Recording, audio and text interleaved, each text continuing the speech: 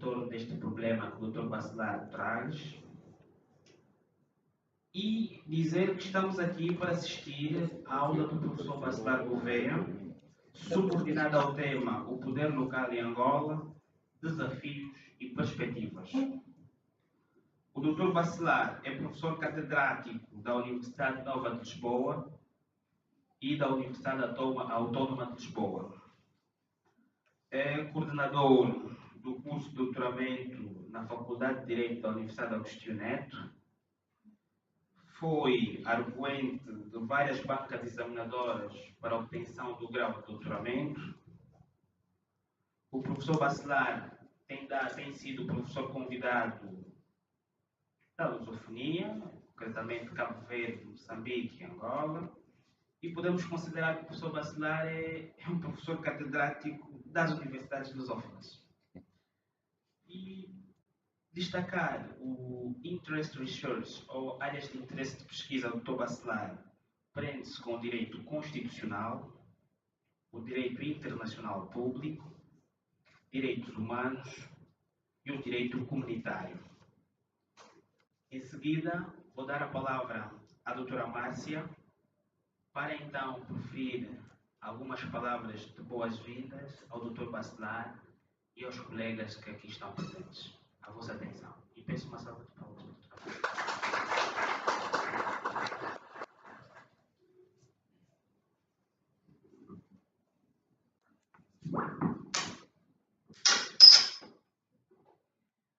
Muito bom dia a todos. Bem dispostos? Muito bem. E é mesmo neste tom mais ou menos informal que me dirijo a vocês para agradecer a vossa presença, agradecer a presença do professor Bacelar Gouveia para esta aula que pretendemos ser uma oportunidade para alargar o nosso saber. Não são todos os dias que nós temos na nossa escola uma pessoa com o currículo do professor Bacelar Gouveia para uma aula. Então, nós temos a expectativa, professor, de ser de facto uma oportunidade para os nossos estudantes alargarem o seu saber numa matéria que é de interesse muito atual, a questão do poder local. Tem estado a levantar muitos debates, muitas divergências, e nós não queremos estar ausentes do debate de um assunto da agenda nacional. E por isso vemos com muito agrado a presença do professor aqui e a abordagem deste tema. Quero agradecer ao professor João de Afonso por se ter disponibilizado. Ele estava numa reunião que colidia com a agenda da aula, mas teve a gentileza de priorizar. Nós agradecemos, professor João, por esta gentileza. O nosso convidado especial é do Imbamba, que a qualquer altura poderá aparecer. Poderá ser até já depois do professor ter feito a sua apresentação, ele pede para anunciar, porque tão logo termine o que está a fazer, que é uma reunião, virá ter connosco. Mais uma vez, muito obrigada e espero que tenhamos o maior proveito deste momento. Obrigada, sejam bem-vindos. Penso que a palavra é minha. Muito bom dia a todos, especialmente e ao nosso ilustre convidado, o professor Dr. Jorge Bacelar Gouveia, a excelentíssima senhora decana da Faculdade de Direito, a doutora Márcia, estimados alunos e entre outros aqui presentes. Vamos dar início à nossa aula magna. Eu quero só completar alguns detalhes, ao que o Dr. Quinito aqui apresentou sobre o professor Dr. Jorge Bacelar Gouveia. O professor Dr. Jorge Bacelar Gouveia é licenciado em Direito na menção de Ciências Jurídico-Políticas pela Faculdade de Direito da Universidade de Lisboa em 1989, mestre em Direito na especialidade de Ciências Jurídico-Políticas pela Faculdade de Direito da Universidade de Lisboa em 1993 É doutor em Direito na especialidade de na especialidade de Direito Público pela Faculdade de Direito da Universidade Nova de Lisboa em 1999, portanto já passa muito tempo. Agregado em Direito na especialidade de Direito Público na Faculdade de Direito da Universidade Nova de Lisboa em 2007, é professor catedrático da Universidade Nova de Lisboa desde 2009, professor catedrático também da Universidade Autónoma de Lisboa desde 2008, tem muitas outras funções, é advogado, jurisconsulto, árbitro, árbitro judicial nacional e internacional, árbitro de jurisdição administrativa e fiscal, árbitro do Conselho Económico e Social e árbitro do Centro de Arbitragem Administrativa, CAD. É autor de mais de 150 títulos. Meu Deus! Isto é obra. Isto não se faz num dia, nem no mês, nem no ano. Por isso, parabéns ao senhor professor, meu amigo, porque hoje nós já nos conhecemos noutras lides. E também é de referir aqui,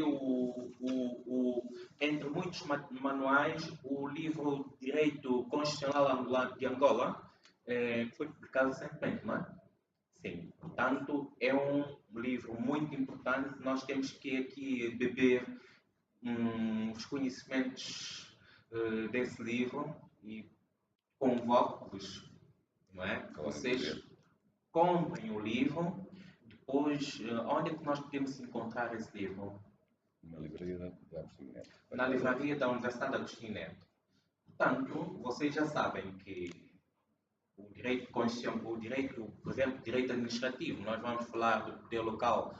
Já dizia Werner, o direito administrativo é direito constitucional concretizado, não é? Nós temos que buscar também muitos dos conhecimentos a nível do direito constitucional, não é?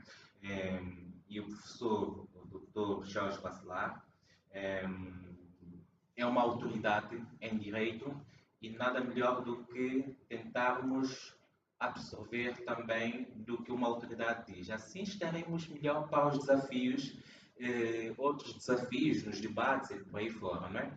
Bom, dito isto, o professor Dr. Jorge Bacelar Gouveia vai nos trazer ou levar desafios, tanto o poder local em Angola, desafios ou perspectivas. Desafios que nos trazem ou que levam, ou que vai levar, em termos dessa questão de poder local em Angola, que é um tema candente, atual, e por isso, meus senhores, muita atenção para que o que vai nos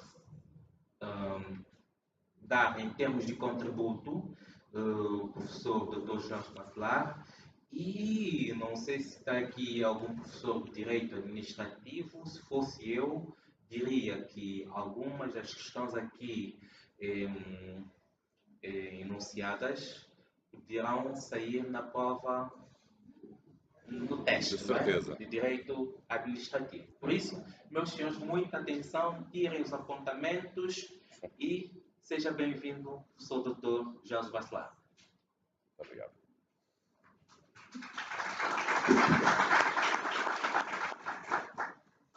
Muito bom dia a todas e a todos. É um grande gosto aqui regressar à Universidade Católica de Angola, este belo salão nobre, repleto, e gostaria de cumprimentar de modo especial a senhora decana, a professora Márcia Gionela, pela sua presença, pelo convite. É uma honra este convite e esta oportunidade. Também agradecer ao Dr. Osvaldo Afonso a sua amável apresentação do meu currículo. Também fazer uma saudação especial ao Sr. Reitor da Academia de Ciências Sociais e Tecnologias de Angola, o professor Pedro Daniel, que também nos dá aqui a honra da sua presença.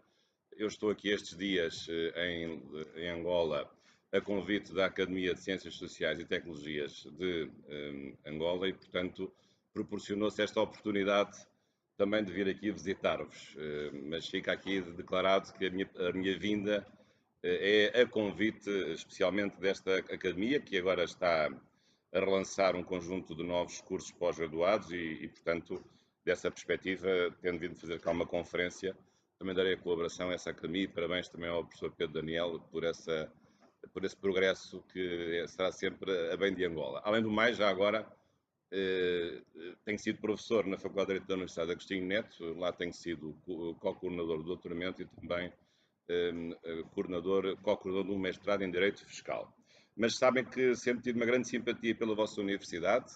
Quem sabe no futuro, se também não poderei colaborar de uma forma mais regular com a vossa universidade, e em particular a Faculdade de Direito, que tem sido uma instituição muito importante também para Angola. Aliás, eu estava aqui a tomar as minhas notas e lembro precisamente nesta sala, talvez nesta mesa, recordo uma conferência que fiz em 2011, 2012, sobre a nova Constituição de Angola, que é de 2010, e recordo e faço memória, paz à sua alma, da presença, aliás, presidente dessa sessão, de Dom Damião Franklin, na altura arcebispo de Luanda, já falecido, e era também na altura reitor da Universidade Católica de Angola. Mas as minhas saudações a todos, o gosto de aqui estar. O tema, de facto, é o que foi anunciado, o poder local em Angola, desafios e perspectivas. Não é só por o tema ser atual, julgo que eu aqui também poderei dar o meu contributo, porque já vivi em 2 países lusófonos, Angola e Moçambique, em Moçambique mais algum tempo e antes de ter vivido em Angola, e precisamente uma das razões que me levou a viver em Moçambique foi ter sido perito do Banco Mundial no processo de criação de autarquias locais em Moçambique. Isso aconteceu em 1996, 95, 96. As eleições autárquicas começaram em 98 e, portanto, também vos posso dar a minha experiência no terreno, não tanto, ou não apenas teórica, mas também prática, da criação dos problemas de natureza jurídica e não só, que dizem respeito à criação das autarquias locais num país lusófono, neste caso, um país irmão, Moçambique. Portanto, penso que também desse ponto de vista a minha experiência pode ser útil, até sobretudo no problema que é a grande questão que aqui se coloca em Angola também, aliás, de uma forma expressamente assumida pela Constituição, coisa que em Moçambique não era assim, que é a questão do gradualismo. Mas depois, isso talvez seja a parte final da minha intervenção, que eu vou fazer seguindo aqui o PowerPoint que vai sendo aqui apresentado. Este é o sumário da minha intervenção, a ideia de falar em 4 grandes temas, enfim, situar o problema do poder local na teoria do Estado, saber o que é que isso significa, definir aqui alguns conceitos fundamentais e depois falar em concreto daquilo que em Angola é considerado o poder local, que não é apenas, como sabem, o problema das autarquias locais. E precisamente a primeira questão que eu gostaria aqui de referir tem que ver com o pano de fundo do exercício do poder político. E esse pano de fundo hoje é o Estado Constitucional, um Estado cujos pressupostos foram definidos a partir do século XVIII, um Estado Constitucional com um conjunto de características próprias que não existiam nos tipos históricos que antecederam o Estado Constitucional contemporâneo. E se nós refletirmos um pouco, podemos considerar que hoje vivemos realmente muito melhor do ponto de vista da orientação política do que viveram as pessoas na Idade Média, ou na Idade Moderna, ou na Antiguidade Clássica. Porquê? Porque vivemos em república, não em monarquia, porque vivemos em democracia e não em ditadura, porque temos direitos fundamentais, não somos súbditos, somos cidadãos ativos com os nossos direitos, porque o poder não é um poder arbitrário, é um poder limitado. Limitado porquê? Pela separação dos poderes, porque escolhemos os nossos governantes através de eleições democráticas e justas e livres e honestas. Portanto, tudo isso é o acervo deste conceito que nós hoje usamos cada vez mais, que se chama constitucionalismo.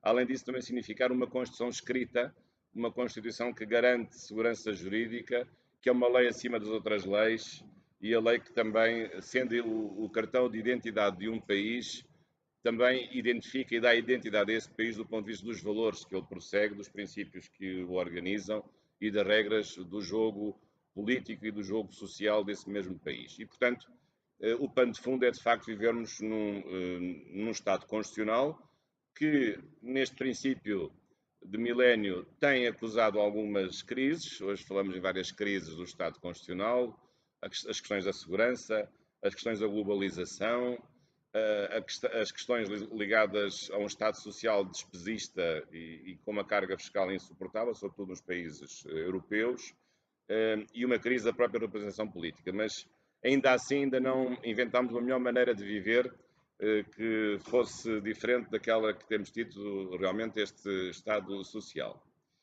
Dentro da organização do Estado constitucional, social ou pós-social, para quem assim o entenda, interessa agora situar o poder local. E ele tem que ver, sobretudo, com a organização do Estado, a chamada organização vertical dos poderes do Estado. Há pouco falei na separação dos poderes. A separação dos poderes, tal como ela foi definida por Montesquieu, é chamada separação horizontal de poderes. E os poderes dentro do Estado, porque no século XVIII só havia Estado, não havia mais nenhuma outra realidade jurídica ou política relevante. Não havia praticamente vida internacional e dentro dos Estados, digamos, as organizações administrativas infraestaduais tinham pouca relevância.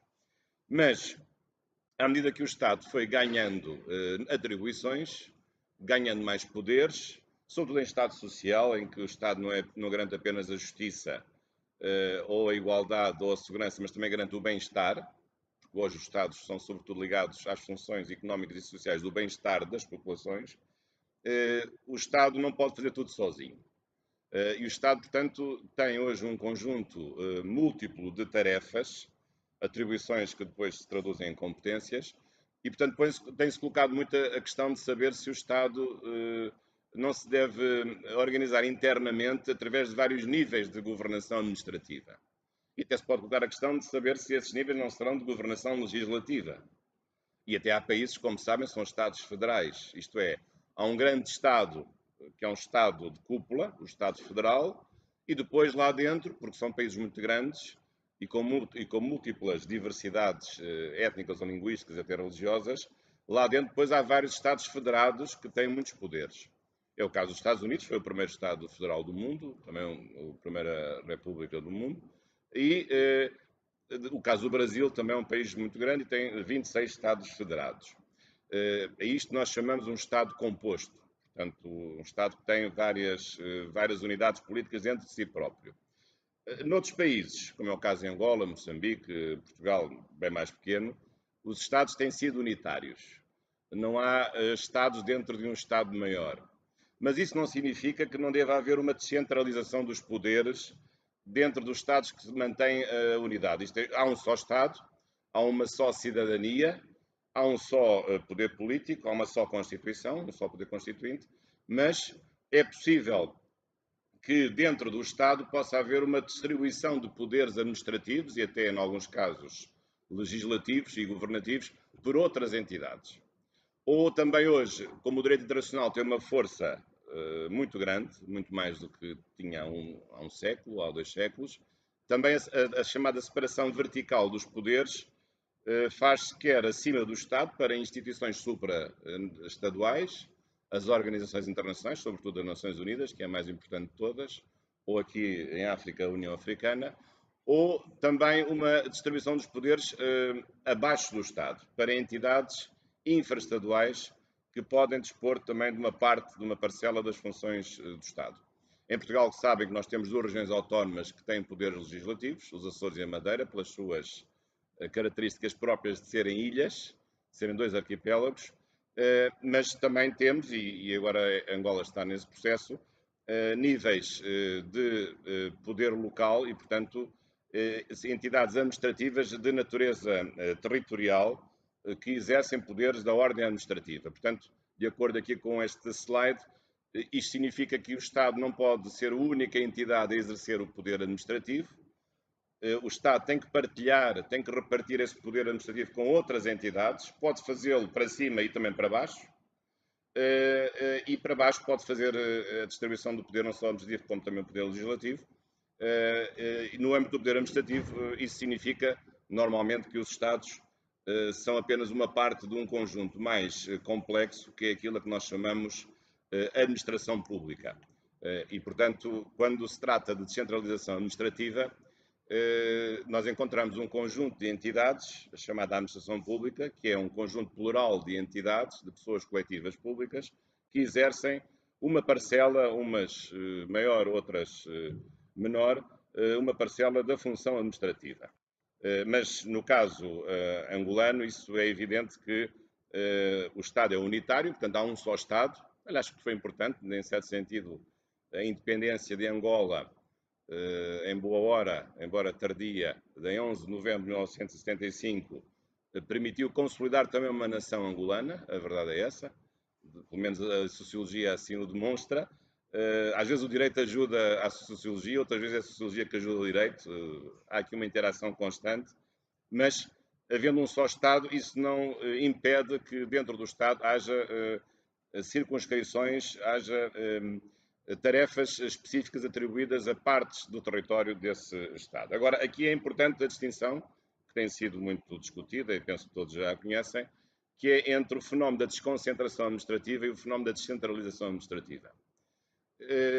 Um Estado unitário, mesmo o Estado unitário na Primeira República que tiveram, sempre foi um Estado desconcentrado, porque o Presidente da República não pode governar em todos os municípios. Então, como é que o Poder Executivo se exerce nos lugares mais recônditos deste país enorme e belíssimo? Através de órgãos locais do Estado, através da chamada administração periférica.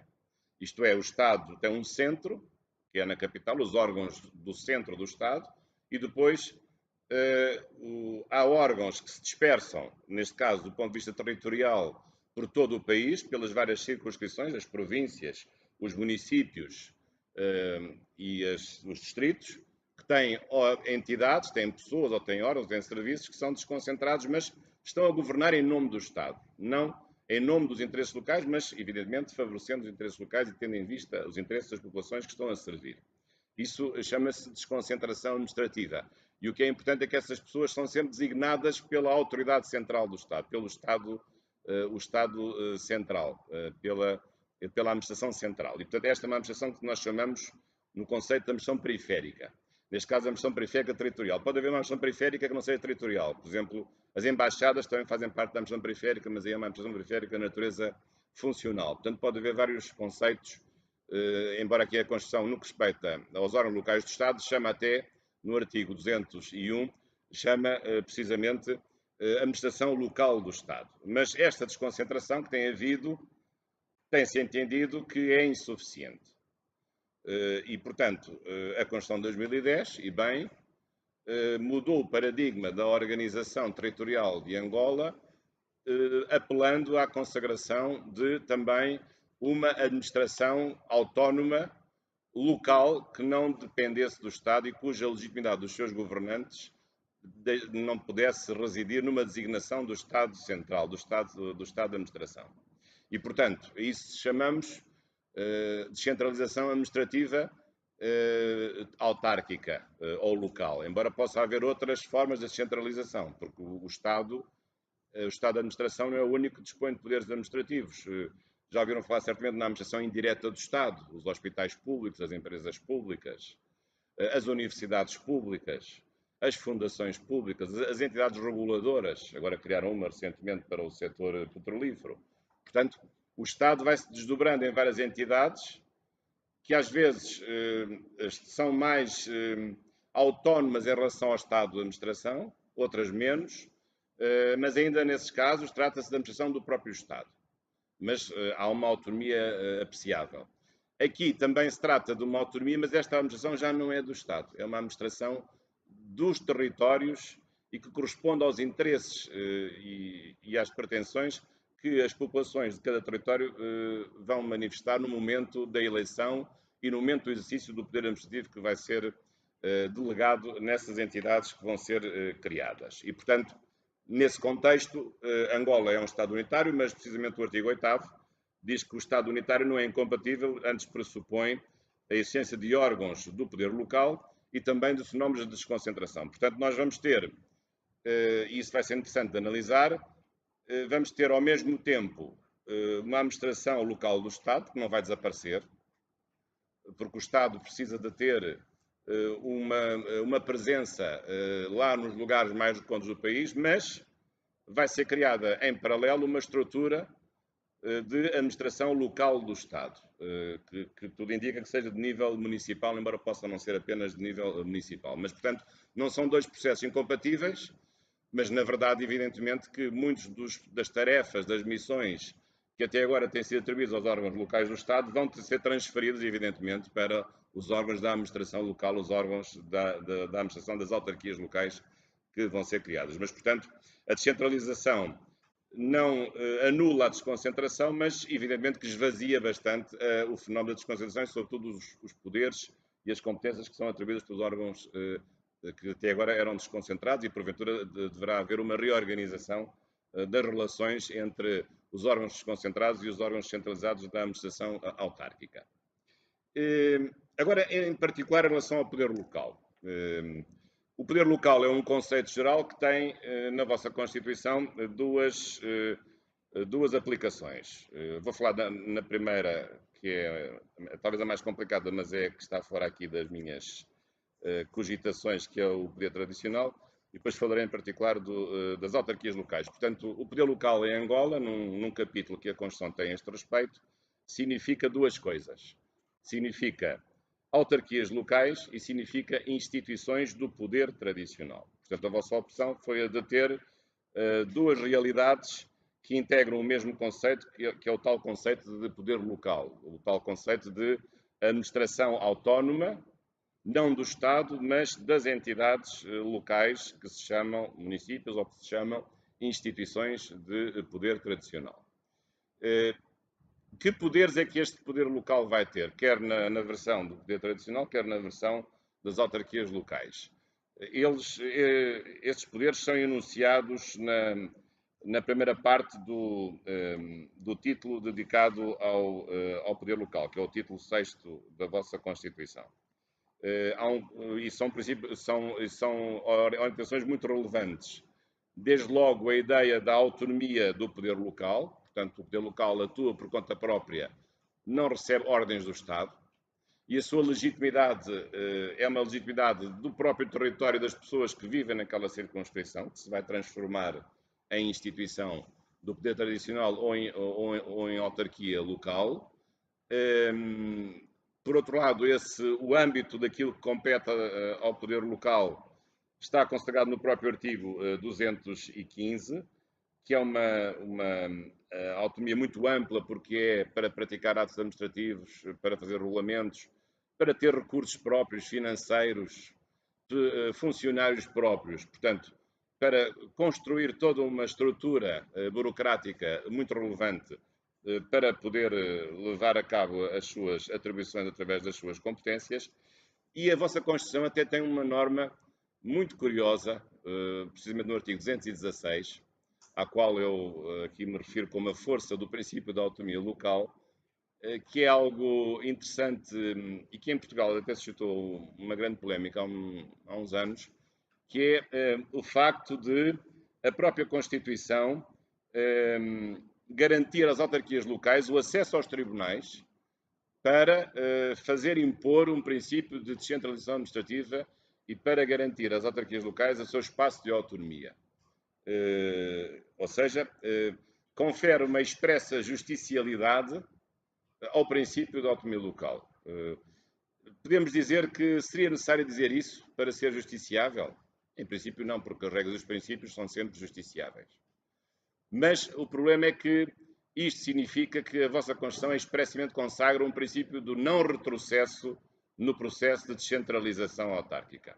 Ou seja, se o Estado transferir competências e atribuições, mas por qualquer razão, daqui a uns anos, arrepender-se e quiser revogar essa delegação de competências, não o pode fazer, não pode voltar atrás.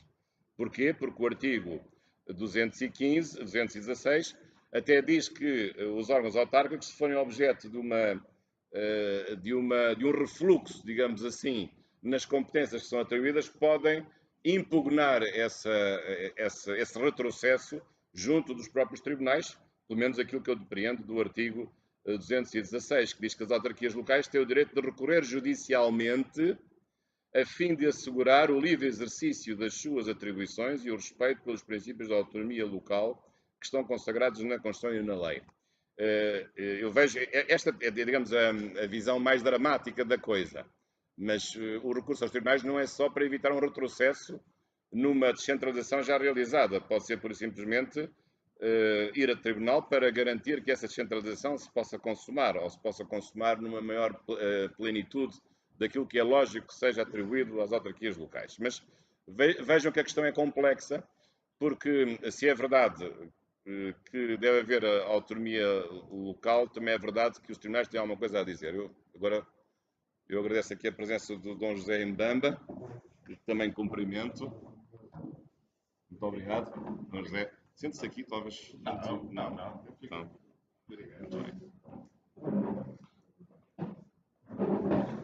Já agora, Dom José, Sr. Reitor também, muito gosto em... E já agora, Dom José, só um pequeno à parte, estava aqui a referir-me no princípio da minha conferência que recordo nesta sala uma conferência que fiz em 2011, 2012, já não sei bem a data, em que estava presente, e portanto paz à sua memória, o Dom Damião Franklin, na altura arcebispo de Luanda e julgo também reitor, na altura acumulava o reitor da Universidade Católica de Angola. Mas, continuando com a sua permissão, estamos a falar aqui do princípio da autonomia local e o facto de a Constituição angolana expressamente consagrar este princípio com uma especial referência ao facto dos tribunais poderem garantir. Eu estava a referir, então, qual é a dificuldade disso? É que muitas vezes os tribunais podem ficar numa situação de dificuldade de serem atirados para uma questão política, e os tribunais não fazem política, os tribunais aplicam a lei, os tribunais não têm tutela de mérito, isso não é a nossa tradição, só em certos casos a Itália é que fazem tutela de mérito, mas em geral os países não têm tutela de mérito, portanto pode ser uma situação realmente complicada. Mas, de toda a maneira, a autonomia local é vista de uma perspectiva bastante ampla. A autonomia local significa poder próprio, neste caso administrativo, e poder de vários níveis, de praticar atos administrativos, de fazer regulamentos, de fazer contratos administrativos, de contratar pessoas, de dispor de receitas próprias. Também é uma dimensão de autonomia financeira, autonomia até tributária, poder ter impostos próprios.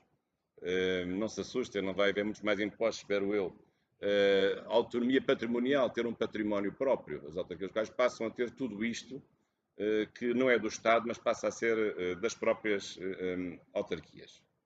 Agora, vou referir-me às duas partes, digamos assim, do poder local que está previsto na vossa Constituição.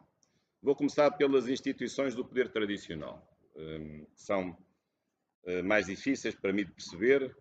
A realidade étnica angolana não é a minha especialidade, mas, na verdade, a vossa Constituição notabilizou-se muito no contexto africano por ter consagrado uma relevância autónoma às instituições do poder local, do poder tradicional. Elas são referidas no artigo 223. Eu diria que aqui o poder tradicional significa basicamente duas coisas.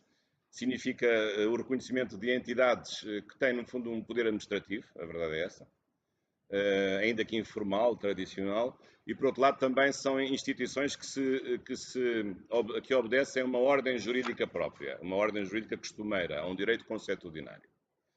Mas isto depois tem algumas complicações. Sabem que até à Constituição de 2010 não era bem vista esta autonomia do poder tradicional, porque na Primeira República vigorava um princípio do centralismo democrático, que era evidentemente avesso a uma descentralização e sobretudo esta, e depois outros problemas mais complicados tiveram que ver com o colonialismo, porque o colonialismo português se aproveitou de muitas lideranças dos sobas locais para se impor, habilmente ou menos habilmente, e também, por outro lado, muitas vezes não se sabe bem quem são os verdadeiros e legítimos líderes tradicionais. Portanto, numa primeira fase, que eu acho que é absolutamente compreensível, para além do preconceito ideológico que possa ter existido, mas era evidente que a construção inicial do Estado de Angola tinha que ser feita e não podia ser feita com base nos poderes tradicionais. Mas uma vez o Estado consolidado, uma vez o Estado em paz,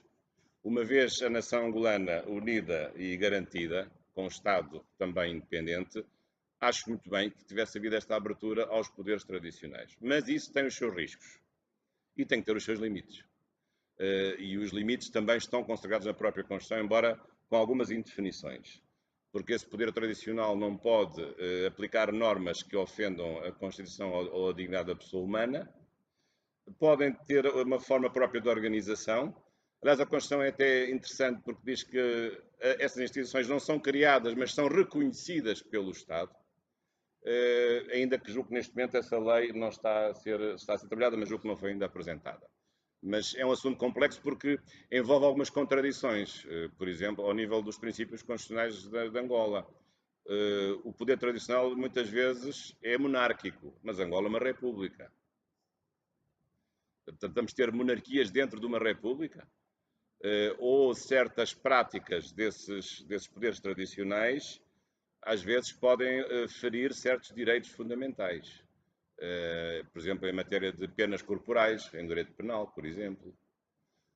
Ou, por exemplo, as punições que são feitas por alguns líderes regionais ou locais sobre bruxaria, por exemplo. Superstições.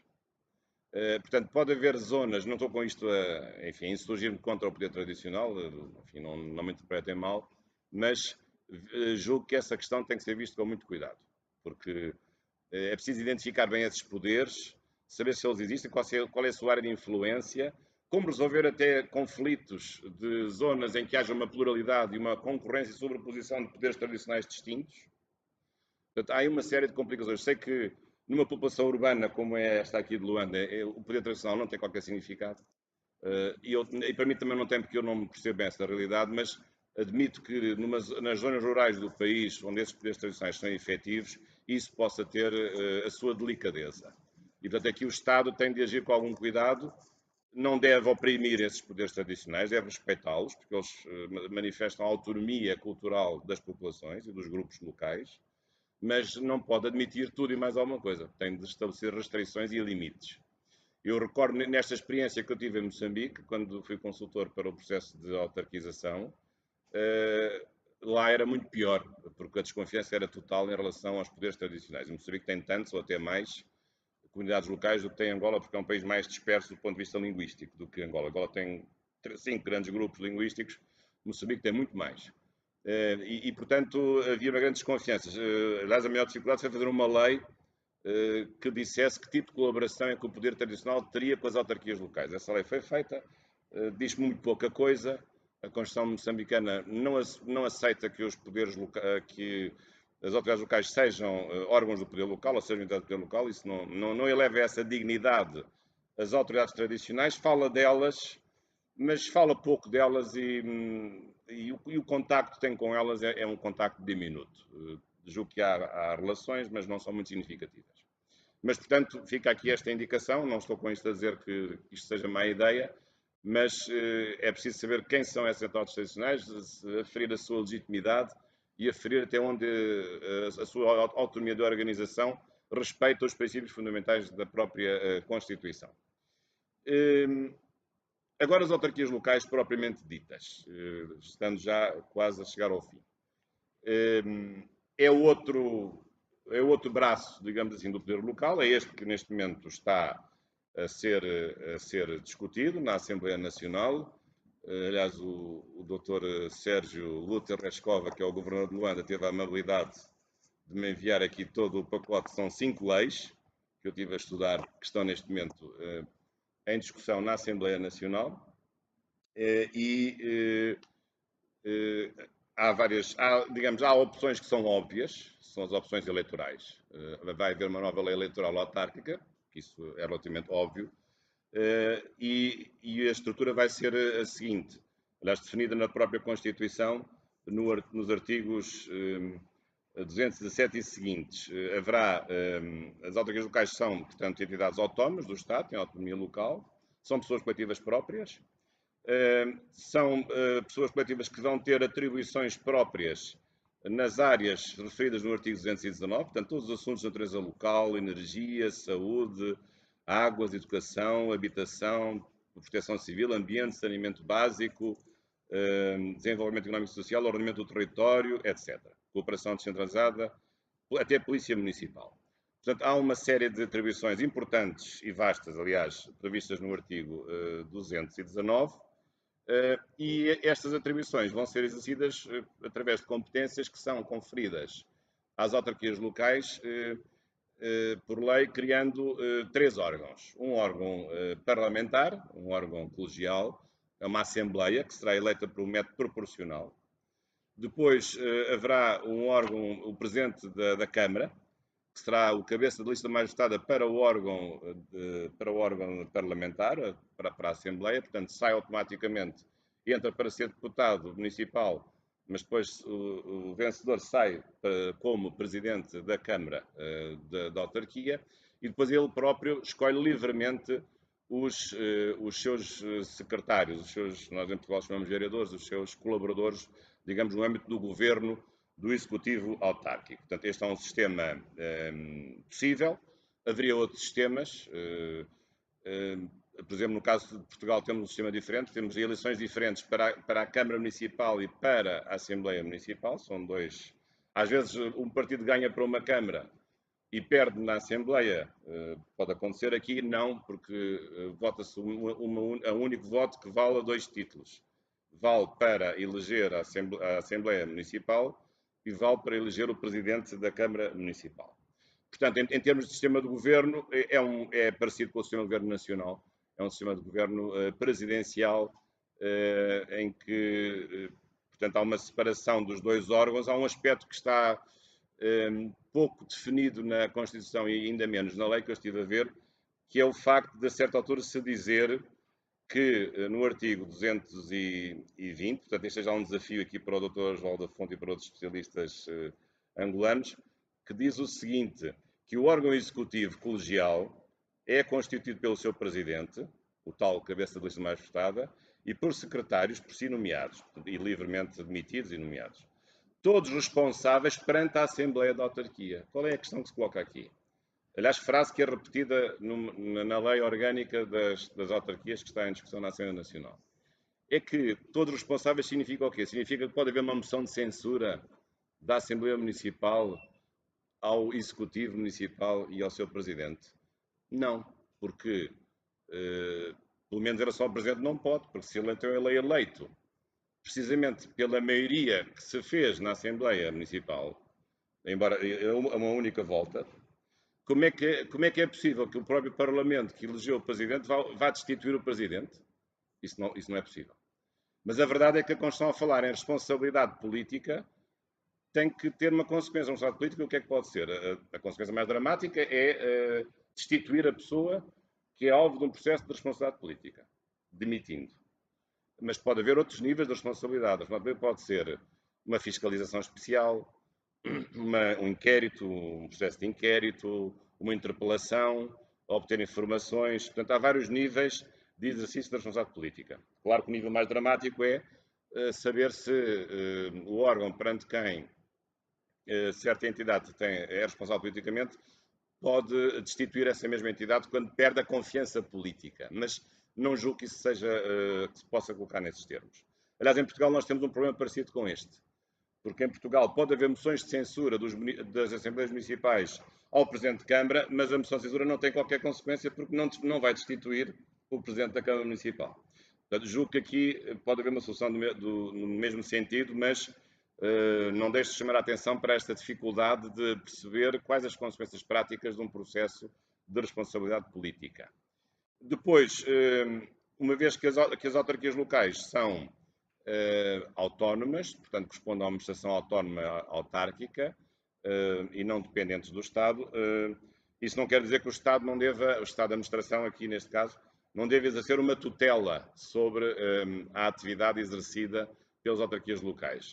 Tutela de legalidade, em princípio. Portanto, podendo corrigir atos ilegais, podendo demitir pessoas que praticam atos ilegais ou podendo dissolver órgãos colegiais se houver a prática de atos ilegais. Isso também está previsto neste pacote das 5 leis. Uma delas é também a questão da tutela administrativa, que pode às vezes também ser vista com alguma reserva, porque alguns poderão pensar que é uma maneira de o Estado, enfim, por portas travessas, esvaziar as competências autárquicas, o que não é bem verdade, porque o que está ali parece-me que é aceitável, no sentido de ser uma tutela de legalidade. Depois a outra questão é que a título transitório haverá uma tutela de mérito, que eu já vou falar sobre isso. Portanto, este é o quadro que me parece bastante importante das autarquias locais. A lei orgânica que está em discussão parece-me bem feita, tirando este aspecto de saber qual é a consequência da responsabilidade política, mas é a concretização daquilo que está na Constituição. Mas agora vamos, finalmente, vamos falar dos nossos problemas, ou dos grandes desafios que se colocam, e como imaginam, da minha parte, não é fácil, porque não quero meter na vida político-partidária angolana, não seria muito prudente da minha parte, porque depois nunca mais me convidariam para voltar a Angola. Mas eu vou chamar aqui a atenção para algumas dessas questões, dando a minha opinião pessoal, enfim, e vale o que vale, e depois a seguir vamos ter aqui um debate certamente interessante. A Constituição angolana, a meu ver bem, tem os pés assentes na terra. E o que é que isso significa? Significa que um processo de autarquização não se faz de um dia para o outro. Aliás, não foi por acaso que só começou agora. A Constituição é de 2010, já podia ter começado antes, mas de facto um conjunto de dificuldades atrasaram, talvez demais, não sei, este processo que finalmente e em boa hora vai ser realizado. Mas a Constituição, nas disposições finais e transitórias, tem um importante artigo, que é o artigo 242, que fala no tal gradualismo. E eu estive a estudar melhor este artigo, e este artigo realmente é mais complicado do que parece, porque o gradualismo que aqui se coloca é um gradualismo de diferentes perspectivas. O principal aspecto que está a ser discutido no gradualismo, eu sei, é o número de municípios a criar. Portanto, a ideia de haver municípios, do tipo de autarquia local são os municípios, poderá haver autarquias supramunicipais ou submunicipais, mas as que vão ser criadas são autarquias de nível municipal. E há uma das 5 leis, é precisamente a lei que estabelece os critérios para se escolher os municípios a serem criados. Se é em todo o território nacional ou se é apenas numa parte do território nacional. A Constituição não diz quais são esses critérios. Uma destas leis estabelece esses critérios, que devem ser critérios objetivos, para evitar que haja crítica política de a atual maioria ou a cada maioria criar os municípios que sejam mais favoráveis do ponto de vista político e não criar os municípios nas áreas onde sabe que vai perder as eleições autárquicas que forem lá realizadas.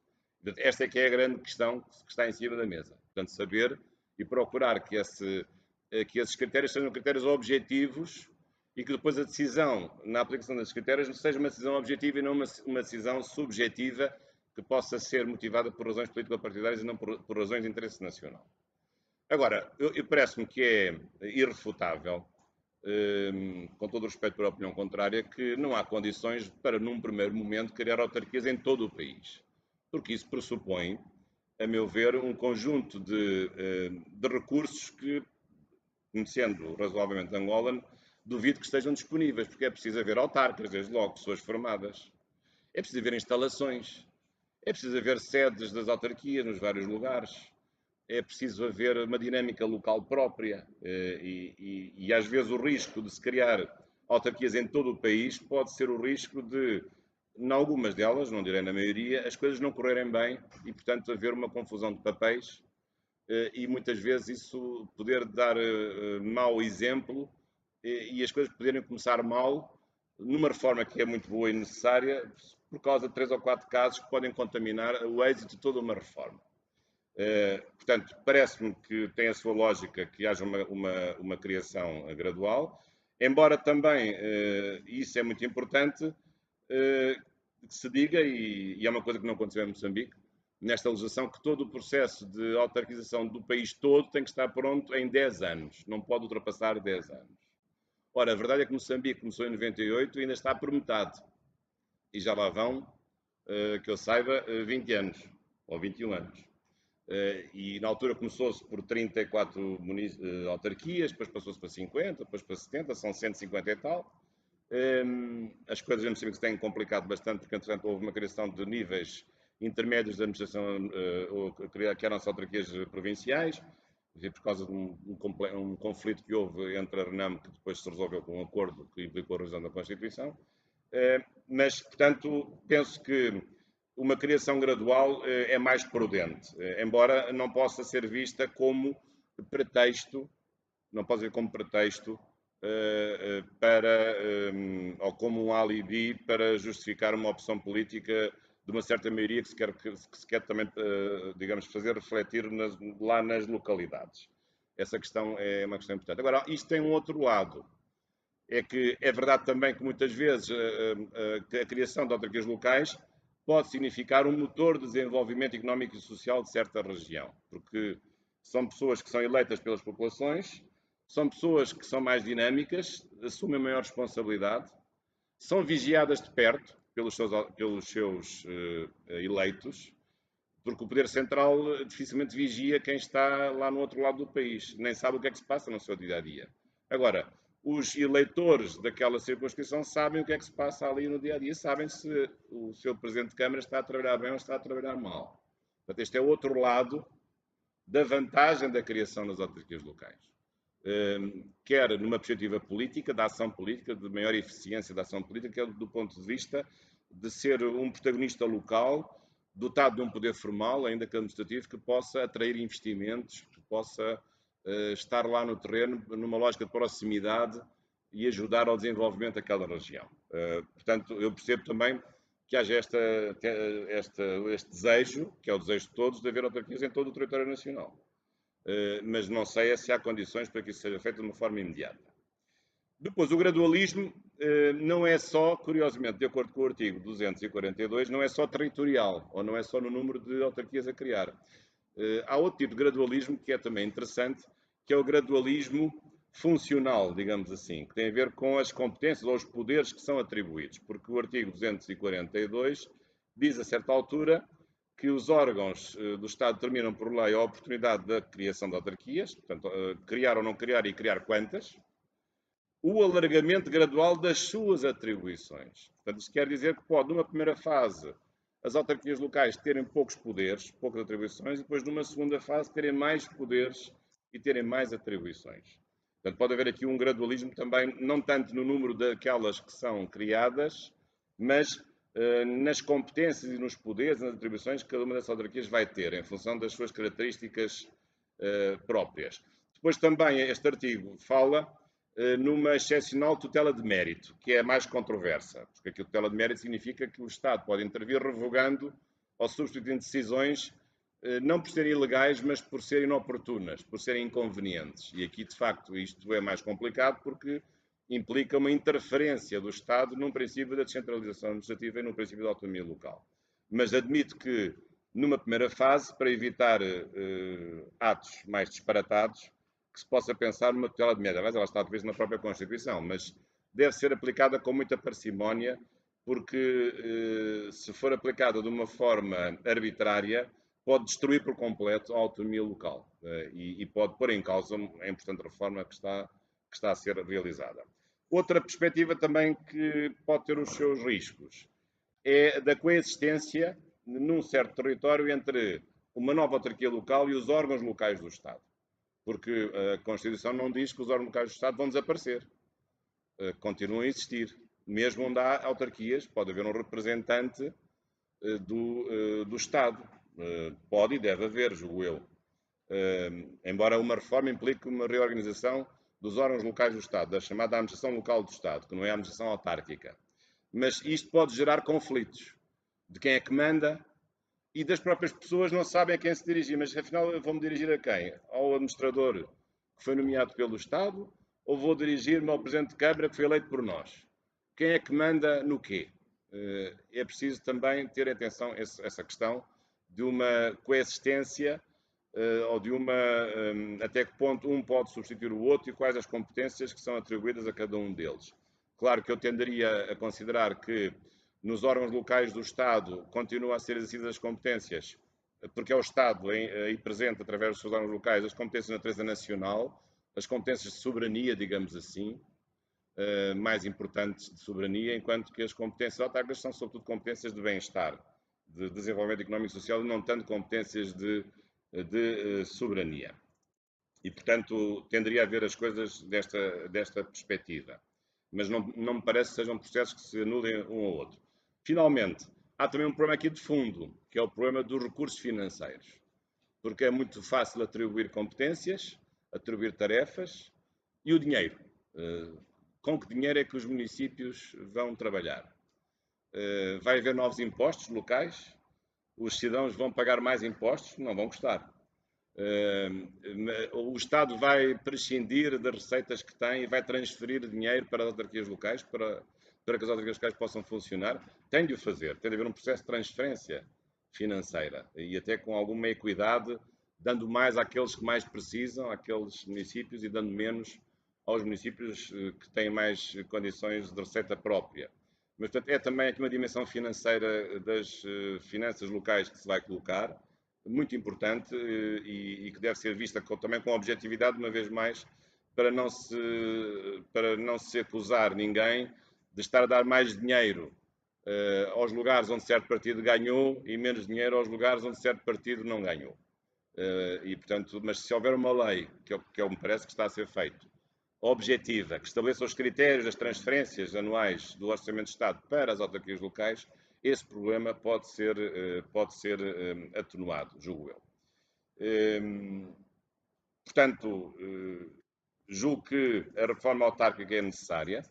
Aliás, os países mais desenvolvidos do mundo são os países mais descentralizados do mundo. Isso está provado cientificamente. E, portanto, julgo que Angola, neste processo de desenvolvimento, está no bom caminho. Até já é tarde, mas mais vale tarde do que nunca.